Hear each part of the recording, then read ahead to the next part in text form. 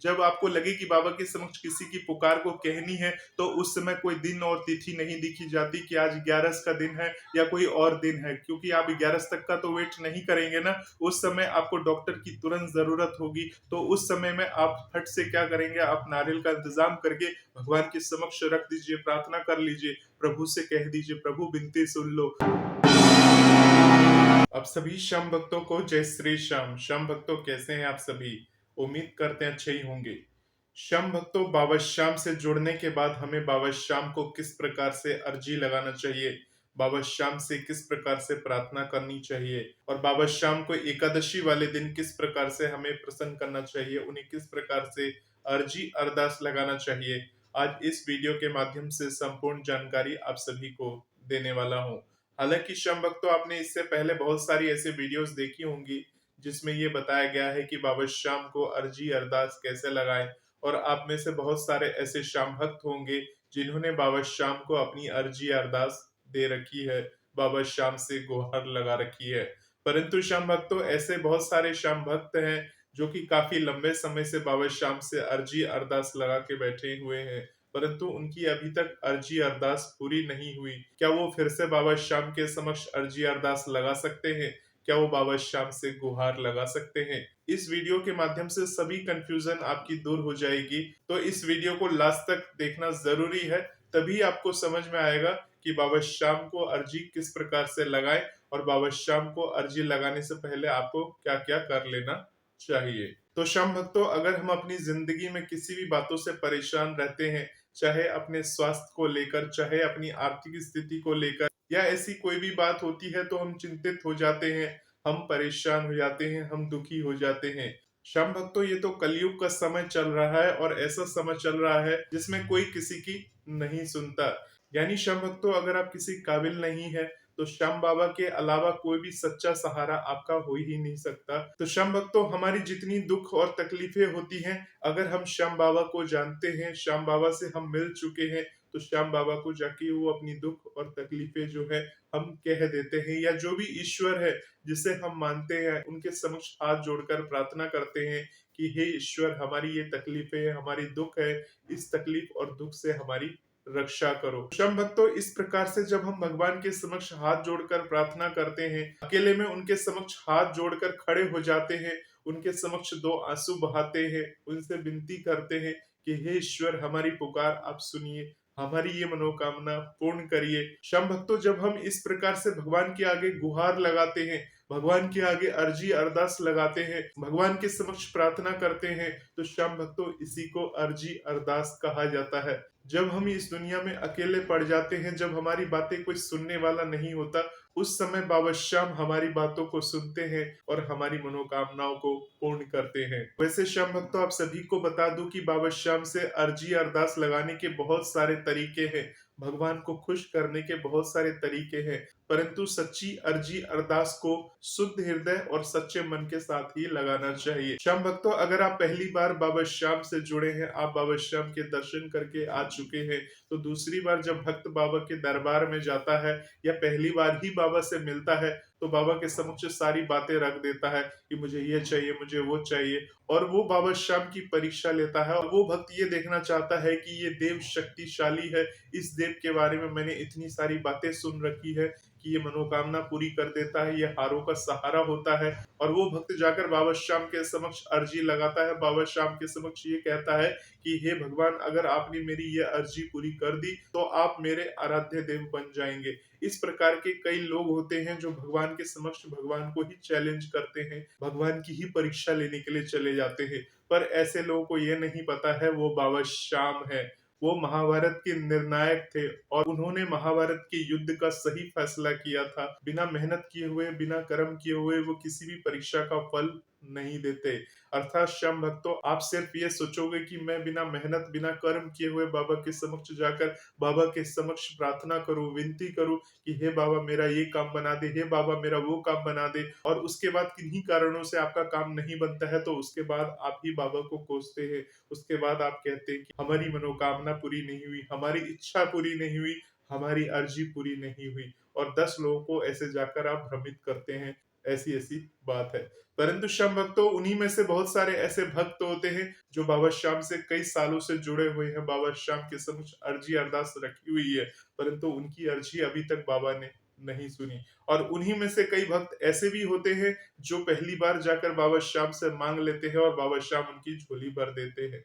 तो श्याम भक्तों, ऐसा क्यों होता है? जो एक सच्चा भक्त है, जो परीक्षा देते देते परेशान हो चुका है, जो थक चुका है, जो पक चुका है, अब भी वो परीक्षा दे ही रहा है, अर्जी पर अर्जी बाबा श्याम को लगा ही रहा है, बाबा श्याम तक उसकी बात नहीं पहुंच रही। तो श्याम भक्तों, ये बाबा श्याम की लीला है। बाबा श्याम की जो लीला है वो एक साधारण इंसान नहीं समझ सकता। परंतु श्याम भक्तों, इसका मतलब ये नहीं है कि हम बाबा श्याम के समक्ष अर्जी अरदास लगाना छोड़ दें। श्याम भक्तों, आप याद करिए अपने बचपन के दिन को, जब आप अपने माता पिता के समक्ष जिद करते थे। मान लीजिए बचपन में आपको कोई साइकिल लेनी थी और साइकिल के लिए आपने अपने पिताजी को बोल रखा था कि मुझे ये वाली साइकिल चाहिए, पर आपके पिताजी ने कहा हाँ दिला देंगे दिला देंगे। परंतु आप अपने जिद पे अड़े थे कि नहीं, मुझे साइकिल चाहिए ही चाहिए, अगर आप साइकिल नहीं दिलाओगे तो मैं खाना खाना छोड़ दूंगा या छोड़ दूंगी। इस तरह से आप अपने उस बचपन के दिन को याद करिए कि किस प्रकार से आपने अपने माता पिता के समक्ष उस जिद को पूरी करवाई थी और आपके समक्ष आपके माता पिता हार कर आपकी उस जिद को उन्होंने पूरी कर दी थी। तो श्याम भक्तों, उस समय की बातों को याद करिए, क्योंकि उस समय जो आपका हृदय था बिल्कुल सच्चा था, निर्मल था और आपके मन में किसी भी प्रकार की छल कपट नहीं थी। आप जो संसार में देखते थे, जो आपके मन में किसी के द्वारा डाल दिया जाता था या अपने आप देखते देखते आपके अंदर वो ख्वाहिश जागती थी और उसके बाद अपने माता पिता के समक्ष उस ख्वाहिश को रखते थे और जो ख्वाहिश पूरी करने लायक होती थी, आपके माता पिता वो सारी ख्वाहिशों को पूरी कर देते थे। तो श्याम भक्तों, वो भी एक अर्जी थी जो आप अपने माता पिता से उस समय में लगाते थे, रूठ कर उन्हें बार बार कहकर। एक बार में तो नहीं मानते थे और अगर एक बार में मान लेते थे तो आप अपने माता पिता के परम लाडले थे और आप उनके चहेते थे। पर इसका मतलब ये नहीं है कि जिसके माता पिता ने तुरंत नहीं माने वो उनके लाडले नहीं थे, वो भी उनके लाडले थे। परंतु उनके हृदय में एक चिंता रहती थी, अगर मैं इसको अभी साइकिल दे दूंगा, साइकिल चला के रास्ते में कहीं गिर पड़ा, कहीं कोई दुर्घटना घट गई, इस कारण से वो आपकी बातों को टाल दिया करते थे। परंतु आप अपनी जिद मनवा के उनसे वो साइकिल ले ही लिया करते थे। परंतु श्याम भक्तों, कुछ माता पिता ऐसे थे उसको अपने बच्चे के ऊपर पूर्ण भरोसा था और वो तुरंत अपने बच्चे की ख्वाहिश को पूरी कर देते थे। तो श्याम भक्तों, ये मैंने एक उदाहरण इसलिए दिया है कि बचपन में माता पिता हमारे भगवान थे, हम उनके आसपास रहते थे, हम उनके छत्रों छाया में रहते थे और हमें जो भी आवश्यकता पड़ती थी हम अपने माता पिता से कह दिया करते थे और वो तुरंत हमारी उन इच्छाओं को पूरी कर देते थे। परंतु श्याम भक्तों, एक वक्त के बाद जब हम बड़े हो जाते हैं, जब हम अपने पांव पर खड़े हो जाते हैं, तो एक बचपन का समय और एक बड़े होने के बाद का समय जो होता है बिल्कुल अलग अलग हो जाता है। हालांकि ऐसी बात नहीं है कि हम बचपन में माता पिता को भगवान समझते थे तो बड़े होने के बाद नहीं समझेंगे, बड़े होने के बाद भी वो हमारे माता पिता है, वो हमारे लिए भगवान है। परंतु श्याम भक्तों, बड़े होने के बाद हमारा फर्ज ये बनता है कि हम उनकी सेवा करें, क्योंकि बचपन में उन्होंने हमारी हर ख्वाहिश पूरी की, हमारी अच्छाई बुराई हर चीजों को उन्होंने देखा। तो इसी प्रकार से जब हम बड़े हो जाते हैं तो उनकी सेवा करना हमारा परम धर्म हो जाता है और अगर हम ऐसा करते हैं तो हमारी हर तरह की इच्छा बाबा श्याम पूरी करते हैं। तो श्याम भक्तों, इस उदाहरण का देने का मतलब सिर्फ इतना था कि जिस प्रकार से आप बचपन में अपने माता पिता के समक्ष जिद करके बातों को मनवा लिया करते थे, उसी प्रकार से श्याम भक्तों, जब आप बाबा श्याम के समक्ष जाते हैं, बाबा श्याम से अर्जी अरदास लगाते हैं, तो आपके समक्ष ये ऑप्शन होता है कि बाबा श्याम के समक्ष आप बार बार प्रार्थना करें, बाबा श्याम को सच्चे हृदय से पुकारे, बाबा श्याम को सच्चे हृदय से कहे कि हे बाबा श्याम, आप सब कुछ जानते हो, मेरी आर्थिक परिस्थिति क्या है, आप मेरे सर्वेश्वर हो बाबा, आप मेरे सब कुछ हो, आपसे नहीं कहूंगा तो किससे कहूंगा बाबा, मेरी इस पुकार को सुन लो बाबा, मैं हर जगह से हार चुका हूँ, मैं हर जगह से थक चुका हूँ बाबा, मैं बहुत ही परेशान हूँ, मानसिक रूप से इतना अधिक परेशान हूँ कि मेरा सुनने वाला कोई भी नहीं है, अपने पराये सबसे कह चुका हूँ बाबा, पर किसी और से कहने की हिम्मत नहीं होती आपके अलावा बाबा। अब आप ही मेरे कर्ता धर्ता हो, आप ही मेरे श्याम हो, आपको मैं सर्वस्व अपना मानता हूँ बाबा श्याम, आप मेरी पुकार को सुन लो। इस प्रकार से बाबा श्याम के समक्ष आपको प्रार्थना करनी है, अर्जी लगानी है। अब श्याम भक्तों, हम बाबा श्याम के समक्ष इस प्रकार से प्रार्थना और अर्जी तो कर लेते हैं, परंतु साथ ही साथ बाबा श्याम को हम कुछ देना चाहते हैं, कुछ भेंट करना चाहते हैं। तो श्याम भक्तों, हम बाबा श्याम को क्या भेंट करेंगे? हमारे पास ऐसा है ही क्या जो हम बाबा श्याम को भेंट करेंगे? तो श्याम भक्तों, हमारे पास श्रद्धा है, हमारे पास विश्वास है, और श्रद्धा और विश्वास के साथ हमसे जितनी हिम्मत होती है, हमारे पास जो भी है, उसी से हम बाबा श्याम को अर्जी अरदास लगा देंगे। तो श्याम भक्तों, हमारे पास एक सूखा जटा वाला नारियल है। इस जटा वाला नारियल के साथ हम बाबा श्याम को लगाएंगे अर्जी। बाबा श्याम को हमारी पुकार सुनी ही होगी। बाबा श्याम, आपको अर्पित करने के लिए इसके सिवा मेरे पास और कुछ भी नहीं है बाबा। मैं ये सही फल आपको अर्पित कर रहा हूँ, आप मेरी पुकार जरूर सुनना है। इस तरह से बाबा श्याम के समक्ष संकल्पित होना है, बाबा श्याम से कहना है अर्जी अरदास लगाने से पहले। श्याम भक्तों, अर्जी अरदास आप किसी भी दिन लगा सकते हैं, परंतु जो ज्यादा शुभ दिन होता है, वो एकादशी का जो दिन होता है, वो अर्जी अरदास लगाने के लिए सबसे उपयुक्त दिन माना जाता है। और वो भी अगर शुक्ल पक्ष की एकादशी हो तो क्या ही कहने। श्याम भक्तों, जो बड़ी बड़ी एकादशी आती है, जैसे निर्जला एकादशी है, या देवउठनी एकादशी है, या कामदा एकादशी है, जो कि इच्छा पूर्ति वाली एकादशी होती है, ऐसे शुक्ल पक्ष की एकादशी में अगर हम बाबा श्याम से कहकर और इस प्रकार की नारियल वाली अर्जी को अगर हम लगा देते हैं, तो बाबा श्याम को हमारी पुकार सुनी ही होती है। श्याम भक्तों, एक बार में अर्जी पूरी नहीं हुई, हम कई बार बाबा श्याम को अर्जी लगाएंगे, बाबा श्याम को रिझाएंगे। श्याम भक्तों, ऐसा माना जाता है कि हर 3 महीने में एक बार बाबा श्याम को ऐसी अर्जी लगानी चाहिए। उस 3 महीने से पहले अगर आपकी अर्जी अरदास पूरी हो जाती है, तो बाबा श्याम की असीम कृपा आपके ऊपर बनी हुई है। श्याम भक्तों, तो श्याम भक्तों, इस अर्जी अरदास को बनाएंगे कैसे? तो श्याम भक्तों, सबसे पहले आपको एक इस प्रकार का सूखा जटा वाला नारियल ले लेना है, या जो भी नारियल आपके पास उस समय उपलब्ध हो, उस समय वो नारियल आपको ले लेना चाहिए। श्याम भक्तों, सूखा नारियल इसलिए लेना चाहिए क्योंकि सूखा नारियल जो होता है, ये अटल होता है, ये खराब नहीं होता, ये ऑलरेडी सूखा हुआ नारियल होता है, और इसके जरिए हम बाबा श्याम को अर्जी अरदास देने वाले हैं, लगाने वाले हैं। क्योंकि श्याम भक्तों, हमें बाबा पर पूर्ण भरोसा है कि हमें तुरंत रिजल्ट नहीं चाहिए, आप थोड़ा समय ले और हमारी इच्छा और मन्नतों को पूरी करे, तो हमें इस नारियल के साथ बाबा श्याम को अर्जी लगाना चाहिए। तो श्याम भक्तों, आप किसी भी नारियल के साथ अर्जी लगा सकते हैं। यानी श्याम भक्तों, पानी वाला जो नारियल होता है, विशेषकर आपने ये देखा होगा कि जब किसी की इच्छा पूरी होती है, कोई मन्नत पूरी होती है, तब वो बाबा श्याम को उस नारियल को फोड़कर अर्पण करते हैं। या श्याम भक्तों, हम कोई नई गाड़ी वगैरह खरीदते हैं, तो उस समय गाड़ी के समक्ष हम नारियल को फोड़कर अर्पण करते हैं देवी देवताओं को। तो श्याम भक्तों, अगर हमें बाबा पर पूर्ण भरोसा है कि बाबा श्याम, ये तो आपकी इच्छा है कि आप हमारी अर्जी अरदास कब पूरी करोगे, बाबा श्याम आप तो सब जानते हो कि मुझे आपकी सख्त जरूरत है, तो बाबा श्याम हमारी विनती को जरूर स्वीकार करें। तो श्याम भक्तों, इस प्रकार का जटा वाला नारियल लेने के बाद आपको क्या करना है, इसके ऊपर आपको स्वस्तिक बना लेना है रोली से।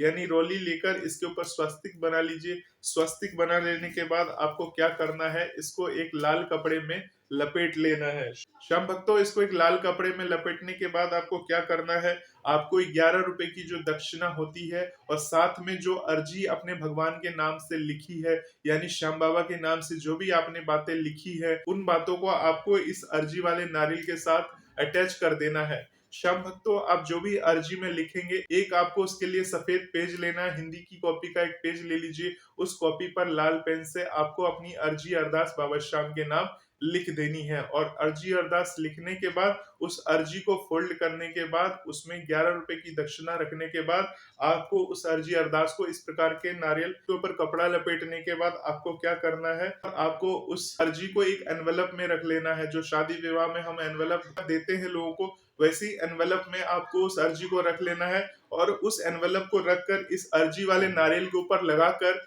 इसके ऊपर आपको मौली लपेट देनी है। यानी जो मौली होगी वो 7 बार आपको लपेटनी है। मौली जो हम हाथ में पहनते हैं, इस प्रकार की मौली को आपको इस प्रकार के अर्जी वाले नारियल में लपेट देना है 7 बार। श्याम भक्तों, 7 बार धागा लपेटने के बाद आपको क्या करना है, इस अर्जी वाले नारियल को अपने घर में रख देना है। श्याम भक्तों ये सब काम करना है आपको 11 वाले दिन। 11 वाले दिन यानी कि एकादशी वाले दिन आपको सुबह जल्दी उठ जाना है सूर्योदय होने से पहले। और श्याम भक्तों जैसे कि आप सभी जानते हैं कि गर्मियों में सूर्य जल्दी उदय होता है, यानी जो सुबह सूर्योदय का समय होगा उससे पहले आपको जाग जाना है और दैनिक कर्मों से आपको निर्वृत्त हो जाना है। निर्वृत्त हो जाने के बाद आपको स्नान इत्यादि कर लेनी चाहिए। स्नान इत्यादि करने के बाद आपको स्वच्छ वस्त्र धारण कर लेना चाहिए। स्वच्छ वस्त्र धारण करने के बाद श्याम भक्तों अपनी पूजा के मंदिर में आपको बैठ जाना है। जो देवी देवता को स्नान इत्यादि आप करवाते हैं उनको स्नान इत्यादि करवा दीजिए, उनको तिलक वगैरह कर दीजिए, उनको पीले वस्त्र वगैरह पहना दीजिए,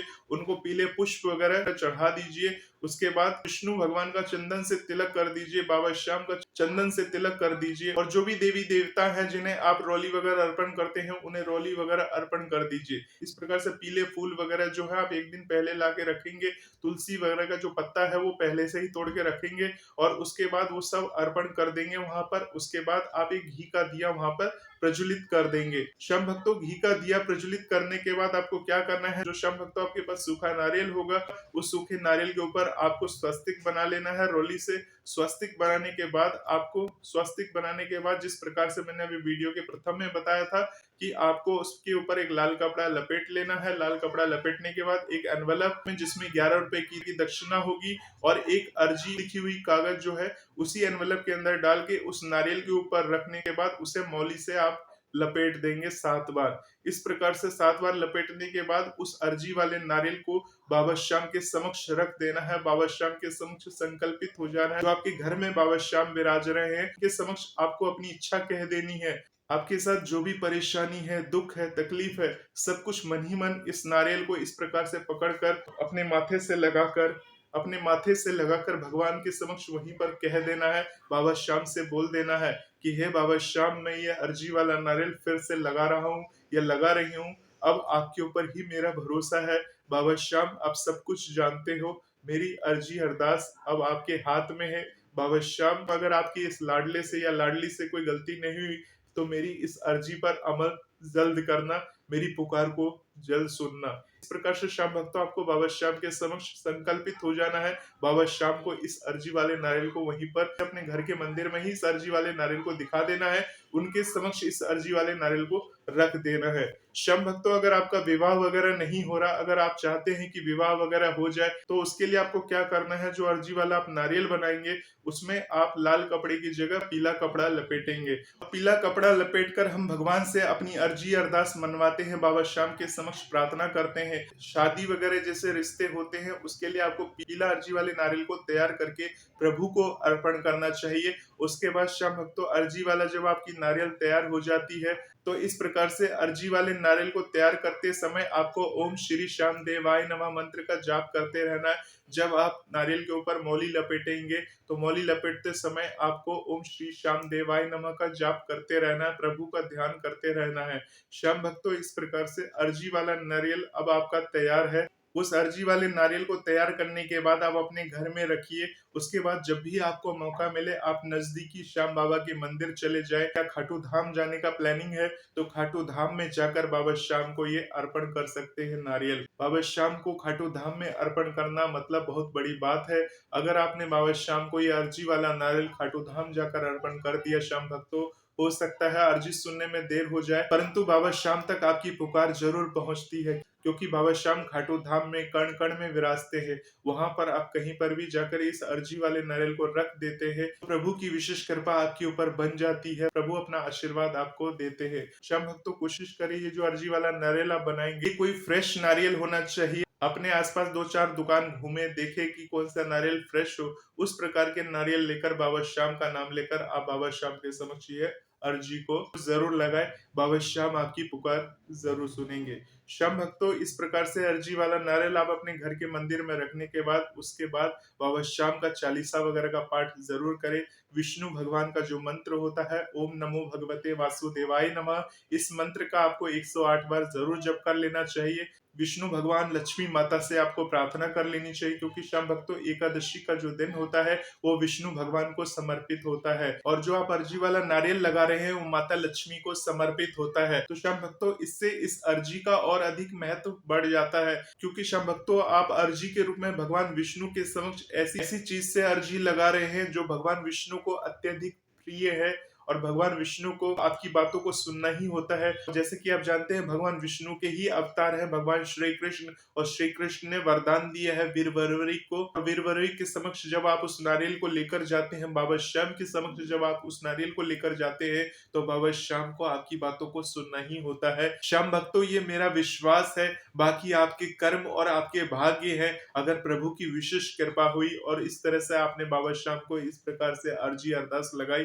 तो बाबा श्याम की आपकी बात सुननी ही पड़ती है। बाबा श्याम को आपकी हर इच्छा पूरी करनी ही होती है। श्याम भक्तों एकादशी की महिमा अपरंपार है। कभी भी अपने मन में ये ना सोचे कि हमने एक बार अर्जी लगा दी है, अरदास लगा दी है, अब हमें अर्जी अरदास नहीं लगाना चाहिए। हालांकि श्याम भक्तों कभी कभी हमें ऐसी अर्जी की जरूरत पड़ जाती है जब कोई हमारे घर में अत्यधिक परेशान होता है, बीमार होता है, उसका स्वस्थ होना बहुत ज्यादा जरूरी होता है, उसके लिए तो ज्यादा लंबा समय नहीं खींच सकते ना, तो हम अर्जी वाला नारियल लेकर भगवान के समक्ष उपस्थित हो जाते हैं। भगवान को कह देते हैं कि भगवान आपको तुरंत अर्जी पूरी करनी होगी। उस समय में आप पानी वाला नारियल के साथ अर्जी जरूर लगाए प्रभु को, और ये बोले प्रभु को, प्रभु मैं पानी वाला नारियल के साथ अर्जी लगा रही हूँ कि मुझे इस अर्जी का तुरंत निवारण चाहिए। मेरे परिवार में मेरा ये सदस्य है, इसकी तुरंत आप रक्षा करिए इस नारियल के द्वारा। उसके बाद मैं आपको जटा वाला नारियल भेंट करके आपके समक्ष अर्जी अरदास रखूंगी। तो श्याम भक्तों इस प्रकार से भी आप भगवान के समक्ष कह सकते हैं, जिस प्रकार से मैंने आपको उदाहरण दिया है माता पिता का। बाबा श्याम आपके माता पिता है, उनके समक्ष आप जिद नहीं करेंगे तो कब जिद करेंगे। तो श्याम भक्तों इस प्रकार की जो विशेष अर्जी होती है,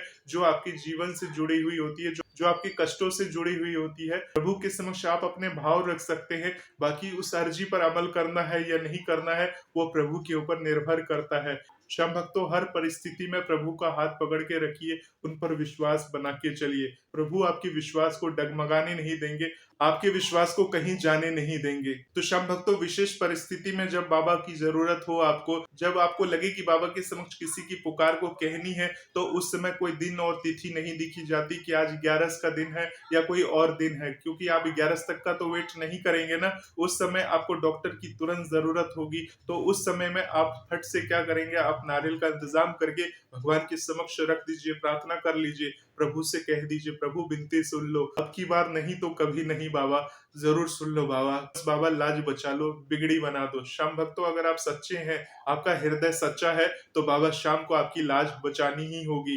ये बिल्कुल सच बात है श्याम भक्तों, इसमें बिल्कुल बनावटीपन नहीं है। अगर इस सोच के साथ बाबा के समक्ष आप अपनी अर्जी अरदास रखते हो, तो बाबा श्याम को आपकी इच्छा पूरी करनी ही होगी। तो श्याम भक्तों अब आप समझ गए होंगे कि बाबा श्याम को अर्जी अरदास कैसे लगाना चाहिए, और बाबा श्याम की अर्जी अरदास लगाने की कोई समय सीमा है या नहीं है। सब कुछ मैंने इस वीडियो में कवर कर दिया है। हो सकता है मैं कुछ बताना भूल गया हूँ, आप कमेंट बॉक्स के माध्यम से पूछ लीजिएगा। अगर बाबा की कृपा हुई तो मैं उस कमेंट का जवाब देने की जरूर कोशिश करूंगा। मिलता हूँ श्याम भक्तों एक नए वीडियो के साथ, तब तक के लिए आप सभी अपना ध्यान रखें। जय श्री श्याम, जय श्री राधे।